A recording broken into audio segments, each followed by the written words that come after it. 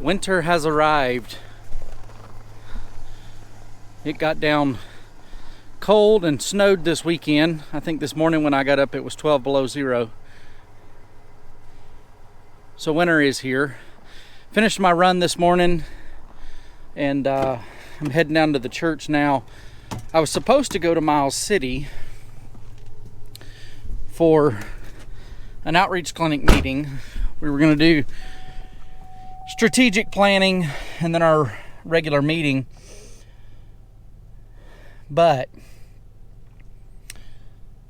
there was a wreck Friday involving one of the windmill blades. And that trailer's been stuck there on the side of the road, blocking traffic to some extent. And today is the day that they've decided to move it. So they're going to close down Highway 59 down to Miles City. They said up to 6 hours, and it should be getting closed now and be 6 hours. So I didn't want to head down to Miles City several hours early because my meeting's not till 3. But then the detour that they've set up is all back roads, gravel, and I don't want to take the car down those. So I'm going to zoom in for the meeting or part of the meeting, or I don't know, we'll figure it out.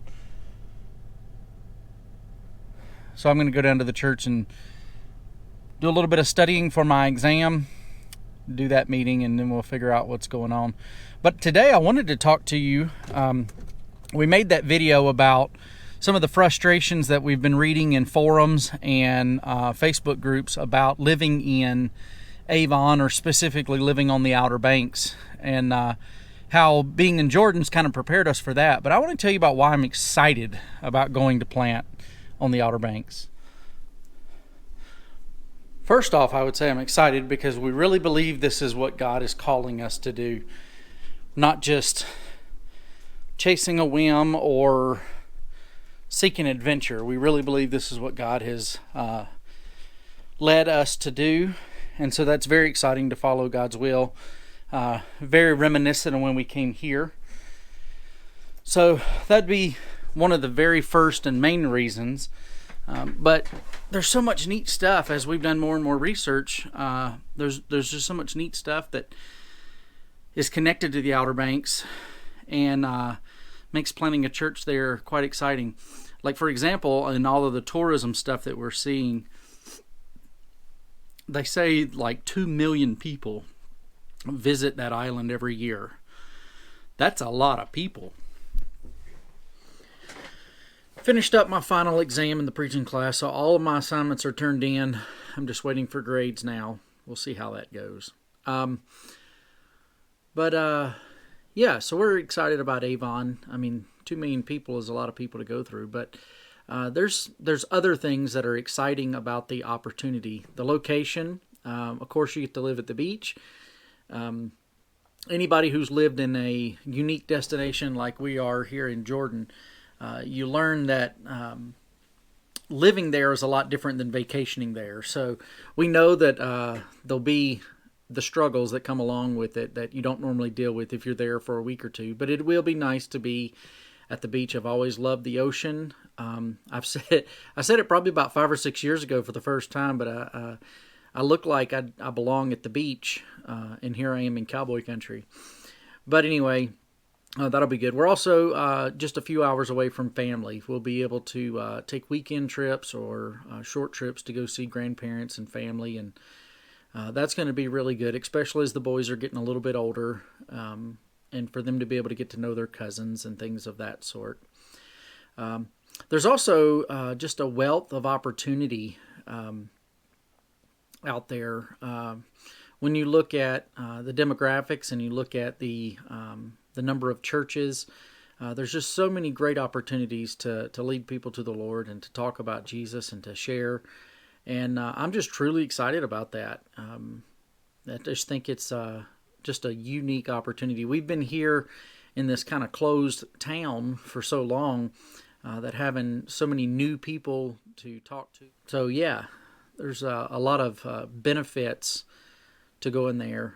We're really excited to kind of learn the new culture, to see what it's like to live on a sandbar out in the ocean.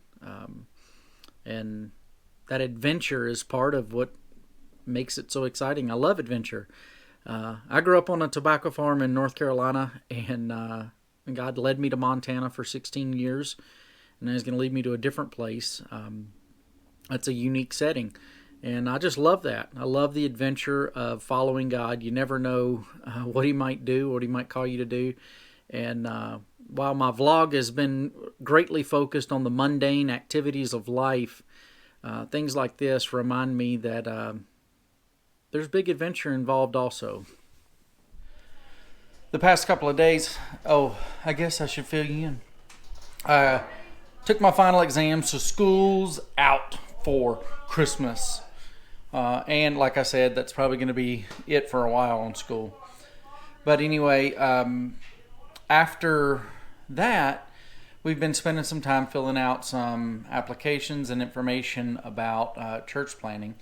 And so there's been a few thoughts on my mind I want to share with you today. But first, I need to run. All right, those 3 miles are done. Let me wipe you off.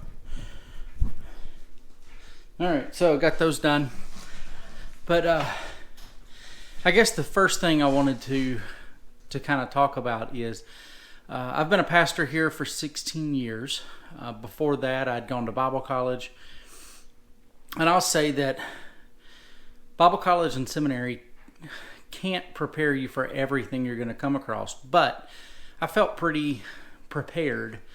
And over the last 16 years, I think I've done pretty good to pastor a church.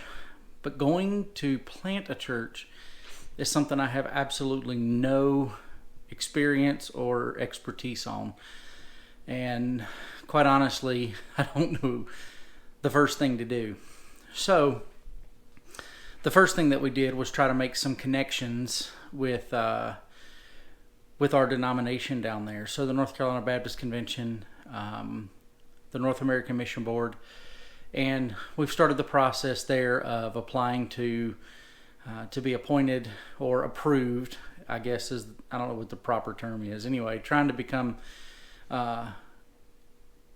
a part of their organization to plant there. They'll offer support staff, and not support staff, but support services, prayer, training, stuff of that sort that will help out, which I think is going to be vital because I really have no idea where to even start.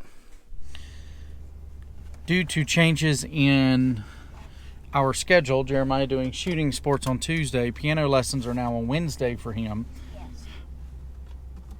And so that's where we're heading now. While he's doing piano lessons, I'm going to shovel the sidewalks at the church. The storm that dropped all of this started with a little bit of wetter snow, and it was 70 degrees the day before. So even though it did drop off to 20 degrees or later that night, 0, because it was 50, 60, 70 degrees the day before, the ground was still wet, and that wetter snow turned to water and created a layer of ice underneath the snow. So Sunday, I made the decision not to shovel snow because it's actually easier to walk when you have that little layer of snow over on top of the ice. Now that it's 40 degrees today, I'm going to try and get that ice up. It should turn to slush and I should be able to get it off. And between now and Sunday, it should melt off enough that we won't have that layer of ice to walk on.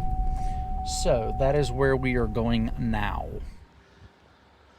So if we knock the big layer of snow off, you can see that it already starts to melt it down. So that'll all melt down in the next day or so, probably today. It'll be nice and dry, ready for Sunday. Got to go move the car out of the garage, get all my stuff set up to do a windshield here. So yeah, saying that I don't know and trying to get all hooked up with the people who do know, that's just going to be a learning process, I guess.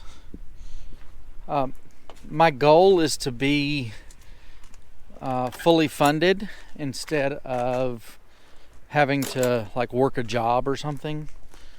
Oh wait, I think that's my car. Hang on, I gotta go get my vehicle moved.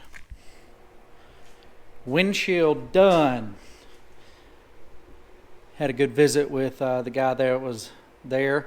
He's been so good to us since we've been in Jordan, and it's people like that I'm going to really miss. And hopefully God has some more people like that for us to minister to and to meet. So now I've got the garage set up for Sharon to come in and paint. You can see hopefully we can get this done.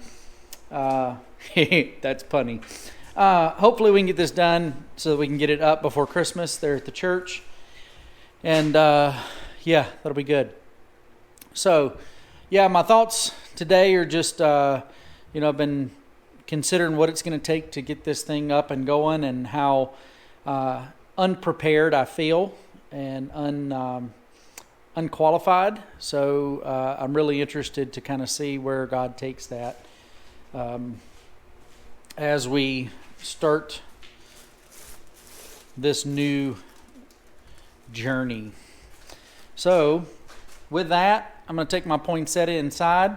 Sharon's going to come out and paint. I'm going to hang out with the boys and get this posted. So yeah, stay tuned. Every so often I will post to this channel, probably at least once or twice a week, just to kind of update you and see where things are, thoughts that are on my mind that I want to get on there, because remember, this channel is basically my journal. So thoughts that are going through my head that I just want to get down, I'll put them on there. So there might be a random collection of different days. Just keep that in mind. Thanks for watching, guys. We'll see you next time.